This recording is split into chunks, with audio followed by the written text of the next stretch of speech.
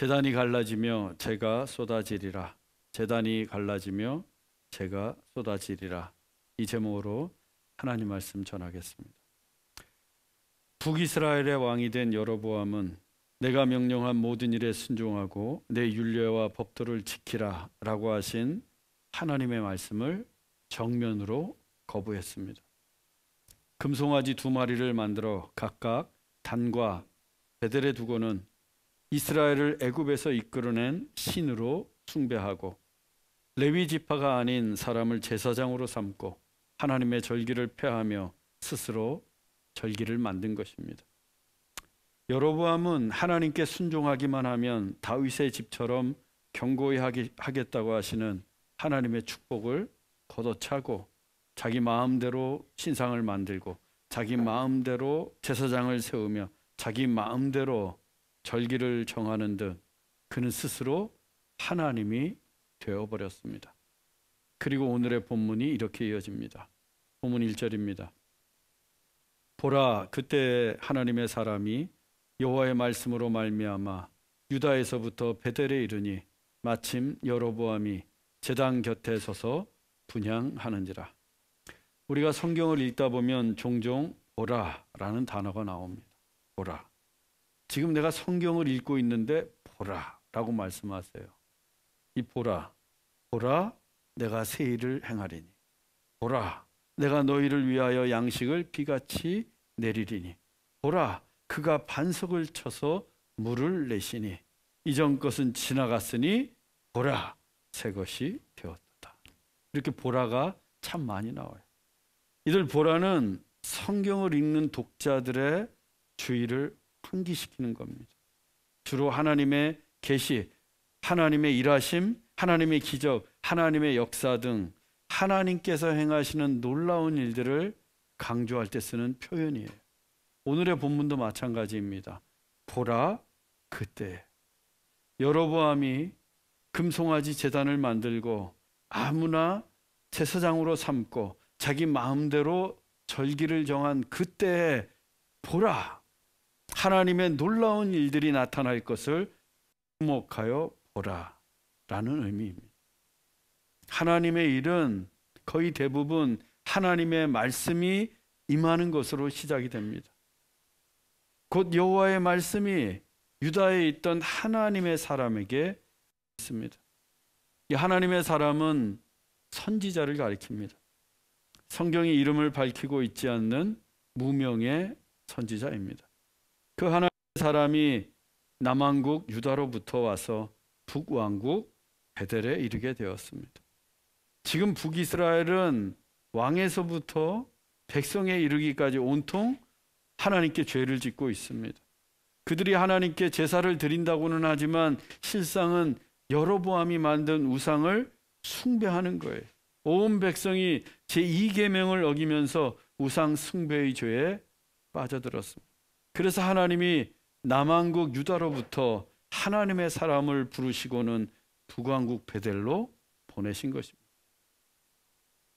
이것은 북이스라엘에는 하나님의 사람이 단 한 사람도 없었음을 의미합니다. 하나님께 등을 돌리고 우상을 숭배하는 여로보암과 북이스라엘에게 하나님의 말씀을 전할 선지자가 한 명도 없었어요. 그만큼 지금 북이스라엘의 영적 타락은 매우 심각했던 것입니다. 마침 여로보암이 자기의 손으로 만든 금송아지 그 우상의 제단에 분향을 하고 있었습니다. 바로 그때 하나님의 사람이 하나님의 말씀을 외칩니다. 본문 2절로 3절입니다. 제단아 제단아, 여호와께서 말씀하시기를 다윗의 집에 요시아라 이름하는 아들을 낳으리니 그가 내 위에 분향하는 산당 제사장을 내 위에서 제물로 바칠 것이요 또 사람의 뼈를 내 위에서 사르리라 하셨느니라. 이는 여호와께서 말씀하신 징조라. 제단이 갈라지며 그 위에 있는 재가 쏟아지리라. 제단아 제단아, 하나님의 사람은 제단을 향해 하나님의 말씀을 선포합니다. 다윗의 자손 중에 요시아라고 하는 왕이 나서 베델의 제단 위에 분향하는 산당의 제사장들을 바로 그 제단의 제물로 바쳐서 그들의 뼈를 불사를 것이라고 예언합니다. 아주 무서운 예언이었어요. 또 그 예언의 징조로서 제단이 갈라지고 그 위에 있는 재가 쏟아지리라. 제단이 쪼개어지면서 지금 여로보암이 제단 위에서 분향을 해서 생기는 그 재들이 쏟아질 거라고 합니다. 누가 들어도 여로보암을 저주하는 듯한 예언입니다. 하지만 이 예언은 단지 여로보암을 겁주거나 저주하기 위한 예언이 아닙니다. 여로보암을 돌이키시려는 하나님의 경고예요.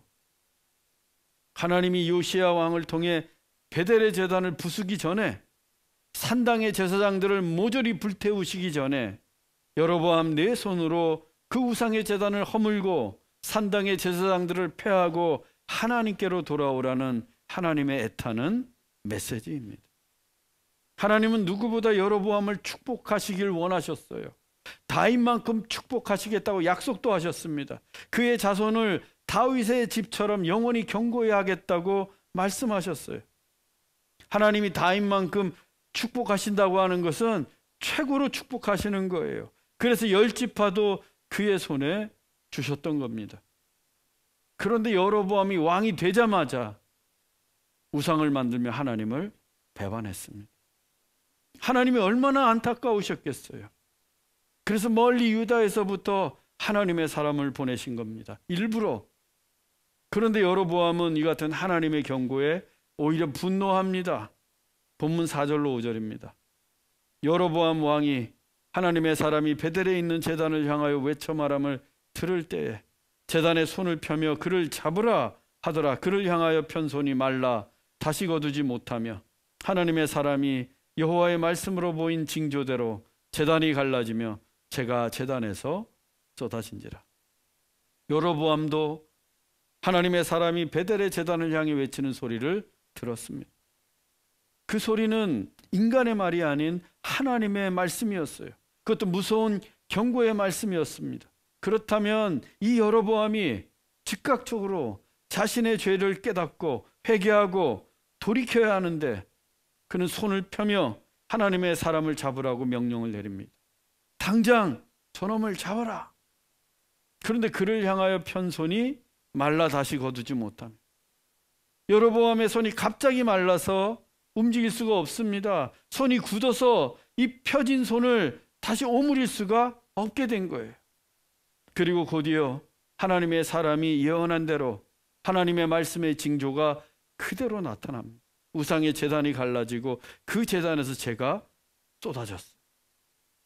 이 징조는 장차 요시야가 산당의 제사장들을 그 우상의 제단에서 불사를 거라는 예언을 보증하는 징조예요.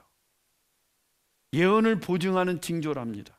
그렇다면 그 징조가 하나님의 말씀하신 대로 이루어졌다면 그 징조가 보증하는 예언도 그대로 이루어지지 않겠습니까? 이때로부터 300년이 지난 후에 남유다의 요시야가 왕이 됩니다. 그는 남왕국을 넘어서 북왕국까지 이스라엘 전역에 종교개혁을 단행합니다. 산당들을 폐하고 우상들을 찍어내고 그리고 하나님의 사람이 예언한 대로 베델의 제단도 허물어버립니다. 열왕기하 23장 15절 20절 말씀입니다. 요시야가 여로보암이 베델에 세운 제단과 산당을 헐고 또 그 산당을 불사르고 빻아서 가루로 만들며 또 거기 있는 산당의 제사장들을 다 제단 위에서 죽이고 사람의 해골을 제단 위에서 불사르고 예루살렘으로 돌아왔더라. 하나님의 말씀이 300년 만에 그대로 이루어졌습니다. 요시야 왕은 베델에 세운 제단과 산당을 헐었습니다. 그리고 산당의 제사장들을 다 그 제단 위에서 죽입니다. 그리고 그들의 해골을 그 제단 위에서 불살랐습니다. 하나님의 사람이 했던 예언과 한치의 오차도 없이 완벽하게 이루어졌어요. 하나님의 말씀은 언제나 말씀하신 그대로 완벽하게 이루어집니다.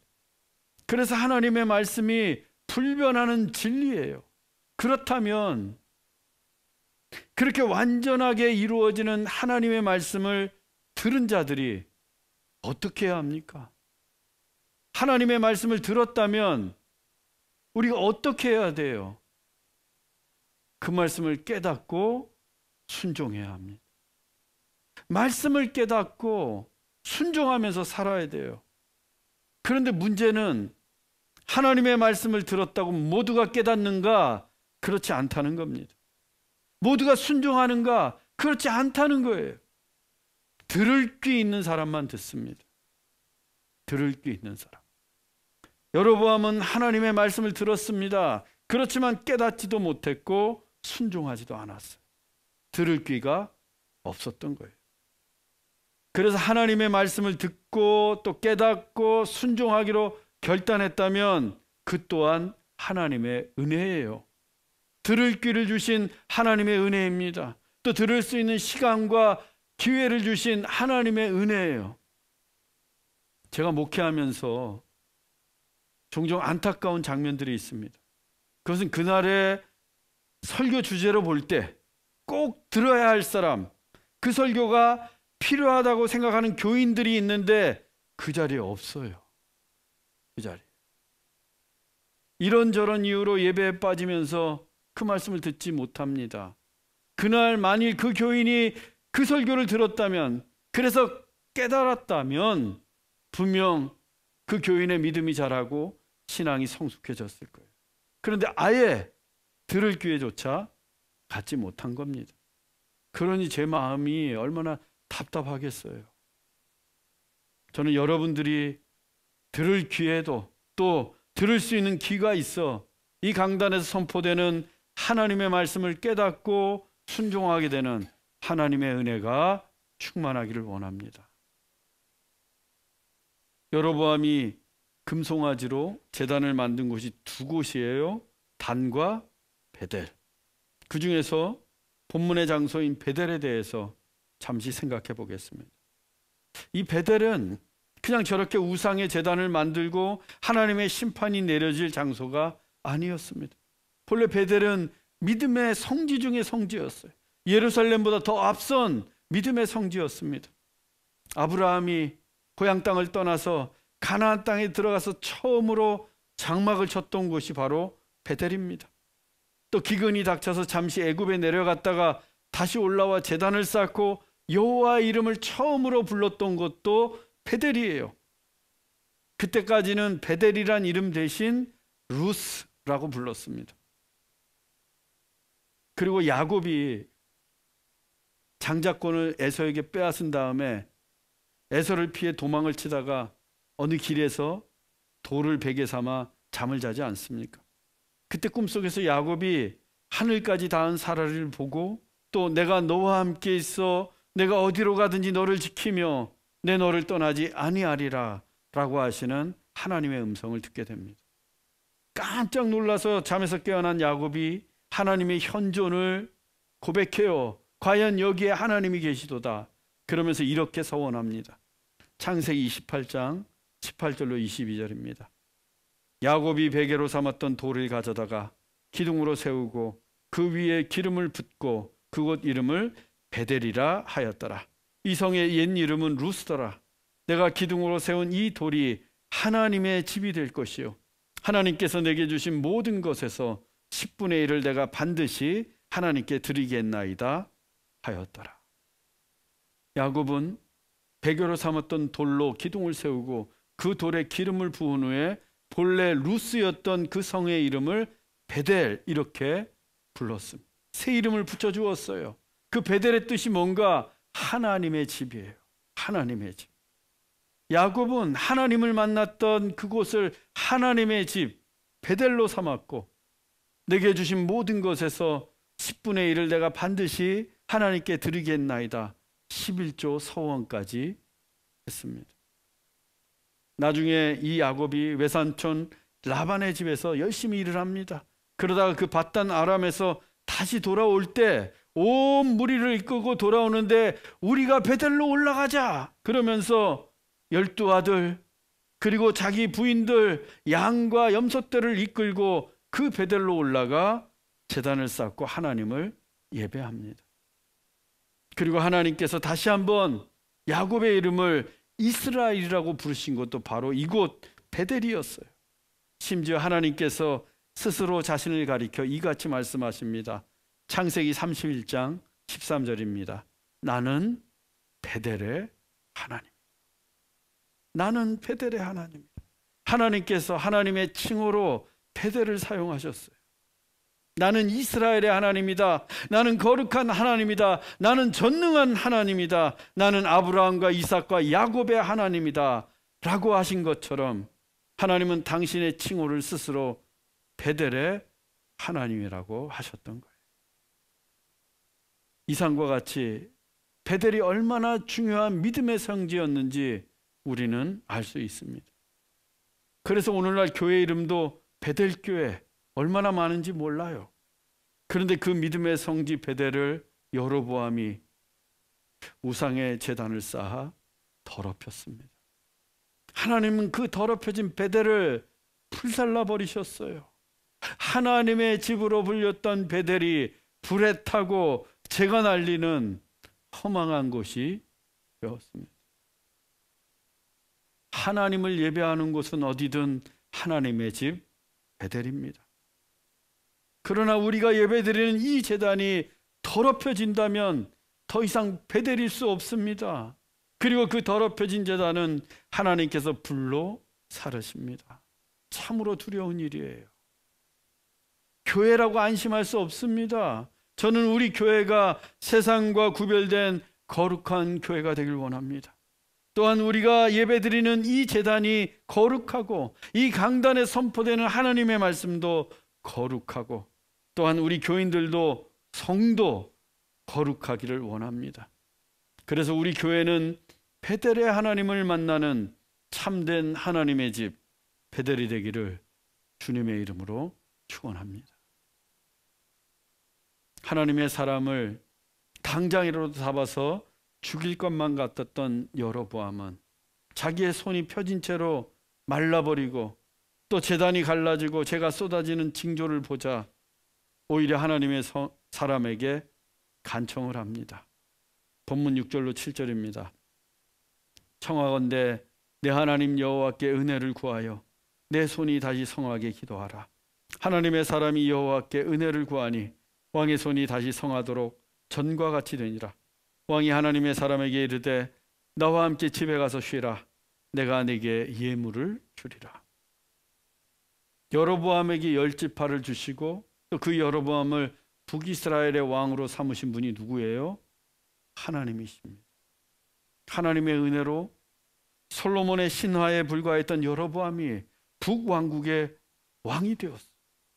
여로보암도 그 사실을 너무도 잘 알고 있습니다.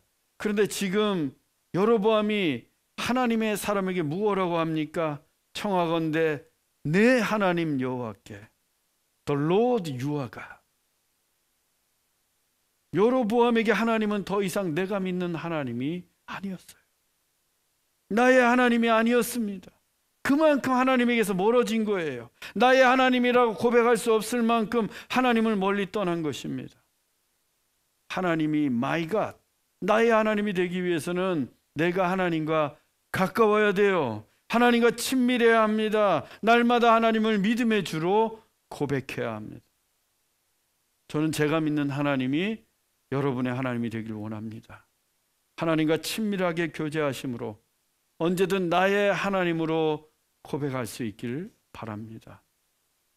하나님의 사람은 여로보암의 청을 들어주었습니다. 그 하나님께 은혜를 구하자 여로보암의 손이 다시 성하여져 전과 같이 되었습니다. 그러자 여로보암이 자기와 함께 집으로 가서 쉬자고 말합니다. 예물도 주겠다고 합니다. 아마도 여로보암은 그 하나님의 사람의 신통한 능력을 보고는 그를 후하게 대접해서 베델의 제사장으로 삼으려고 한 것 같습니다. 그렇지 않아도 제사장을 레위 지파가 아닌 보통 백성들 중에서 삼는 바람에 영 권위도 없고 신통치가 않았는데 이런 자에게 베델의 제단을 맡긴다면 그 제단이 더욱 번성하게 될 거라고 착각한 거예요. 그와 동시에 그와 같은 능력 있는 자를 제사장으로 세운 자신의 왕권도 더더욱 강화될 거라고 여겼던 것입니다. 그래서 예물도 후하게 주려고 했던 거예요. 왕이 주는 예물이라면 얼마나 많고 후하겠습니까? 그 예물로 하나님의 사람은 당장의 큰 부자가 될 수 있습니다. 또 베델의 제사장이라면 지금까지는 이름 없는 무명의 선지자였지만 적어도 북이스라엘에서만큼은 가장 이름난 최고로 유명한 선지자가 될 수도 있었습니다. 하지만 그는 여로보암의 제안을 이런 제하에 거절합니다. 본문 8절로 10절입니다. 하나님의 사람이 대답하되 왕께서 왕의 집 절반을 준다 할지라도 나는 왕과 함께 들어가지도 아니하고 이곳에서는 떡도 먹지 아니하고 물도 마시지 아니하리니 이는 곧 여호와의 말씀이 내게 이르시기를 떡도 먹지 말며 물도 마시지 말고 왔던 길로 되돌아가지 말라 하셨음이니이다 하고 이에 다른 길로 가고 자기가 베델에 오던 길로 되돌아가지도 아니하니라. 하나님의 사람은 왕의 집, 곧 왕의 재산 절반을 준다고 해도 왕과 함께 그 집에 들어가지 않겠다고 합니다.